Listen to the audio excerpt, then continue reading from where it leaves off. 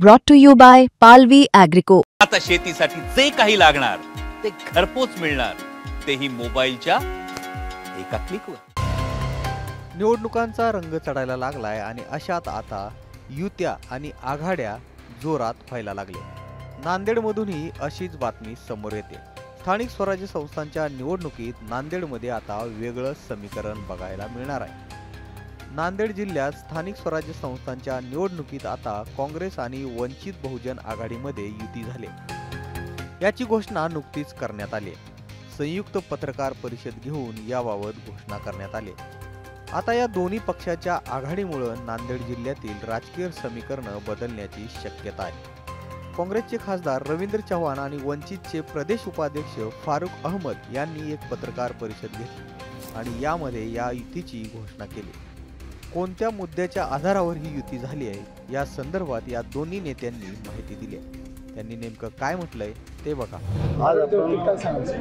आज नांदेड जिल्हा काँग्रेस कमिटी आणि वंचित बहुजन आघाडीची आम्ही संयुक्त पत्रकार परिषद घेतली आणि नांदेड जिल्ह्यामध्ये जे होऊ घातलेल्या निवडणुका आहेत त्यामध्ये दोन्ही पक्षाच्या वतीने आघाडी करून या ठिकाणी लढवण्याचा निर्णय आम्ही घेतलेला आहे। त्याचबरोबर आमची जे महाविकास आघाडीचे घटक पक्ष आहेत तेही आमच्यासोबत या ठिकाणी राहतील आणि विश्वास आहे की नांदेड जिल्ह्यामध्ये जातीवादी पक्षांना रोखण्यासाठी वंचित बहुजन आणि सर्व सेक्युलर विचारसरणीची लोक एका जागी आली पाहिजे आणि एक चांगला निर्णय वंचित बहुजन आघाडीकडून या ठिकाणी आला आणि एक काँग्रेस पक्षाच्या वतीने आम्ही दोघांनी मिळून हा विषय आपल्यासमोर मांडलेला आहे आणि निश्चितच मला विश्वास आहे की नांदेड जिल्ह्यातली जनता सेक्युलर विचारसरणीच्या बाजूने कौल देईल आणि येणाऱ्या ज्या काही स्थानिक स्वराज्य संस्थांच्या निवडणुका आहेत ते आम्ही सर्व ताकदीनिशी या ठिकाणी लढवणार आहोत। वंचित बहुजन आघाडीनं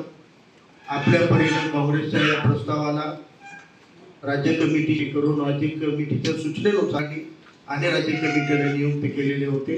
त्यांच्या माध्यमातून वाटाघाटी झाल्या आणि समसमान आधारावर आपण या नगर परिषदेच्या निवडणुकीला सामोरे जाण्याची प्रक्रिया होईल आणि समसमान सन्मानाच्या आधारावर त्याही निवडणुका आम्ही सोबत लढायची आहेत अशी दोघांकडून इच्छा आहे।